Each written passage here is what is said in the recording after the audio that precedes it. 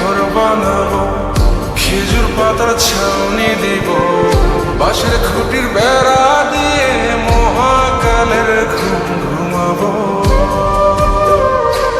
আমি মাটির এখন ঘর বানাবো, খেজুর পাতার ছাউনি দিব, বাঁশের খুঁটির বেড়া